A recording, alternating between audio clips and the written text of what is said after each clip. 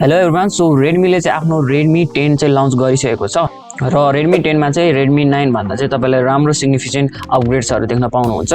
So Redmi 10 मा interested हुनुहुन्छ भने चाहिँ यो भिडियोलाई टिल द एन्ड हेर्दिनु होला र यस्तै भिडियोहरुको लागि चाहिँ हाम्रो च्यानललाई पनि सब्स्क्राइब गरिदिनु होला।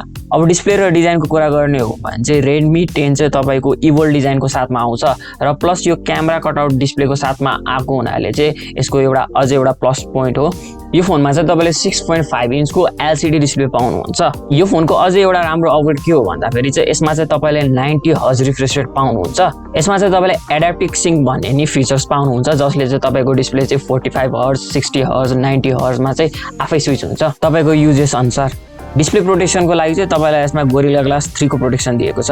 अब प्रोसेसरको कुरा गर्ने हो भने चाहिँ तपाईले यसमा Helio G88 प्रोसेसर पाउनुहुन्छ। यो चाहिँ Helio G85 को चाहिँ स्लाइटली ट्विक भर्जन हो जसले चाहिँ 180p मा चाहिँ हायर रिफ्रेश रेट सपोर्ट गर्छ। सो दुईटै प्रोसेसर चाहिँ सेम नै हो भनौं, तपाईले त्यस्तो खासै डिफरेन्स चाहिँ पाउनु हुँदैन तपाईले यसको परफर्मेन्समा।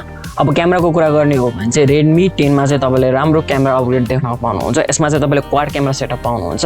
50 मेगापिक्सलको चाहिँ प्राइमेरी सेन्सर, 8 मेगापिक्सलको अल्ट्रा वाइड र 2 मेगापिक्सलको म्याक्रो र डेप्थ सेन्सर। सेल्फीको लागि चाहिँ यसमा 8 मेगापिक्सलको फ्रन्ट फेसिङ क्यामेरा दिएको छ। रियर र सेल्फी क्यामेराबाट चाहिँ तपाईले म्याक्सिमम 180p एट 30 fps सम्म चाहिँ भिडियो सुट गर्न सक्नुहुन्छ।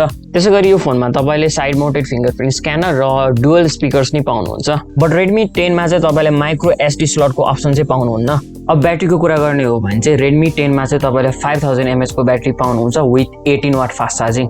अब प्राइसको कुरा गर्ने हो भने चाहिँ यो चाहिँ ग्लोबल मार्केटमा चाहिँ $180 मा लन्च भएको छ यसको 4+64GB भेरिएन्टको लागि। सो नेपालमा लन्च भयो भने चाहिँ यो फोन चाहिँ तपाईको 22,000 को स्टार्टिङ प्राइसबाट लन्च हुन सक्छ यसको 4+64GB भेरिएन्टको लागि।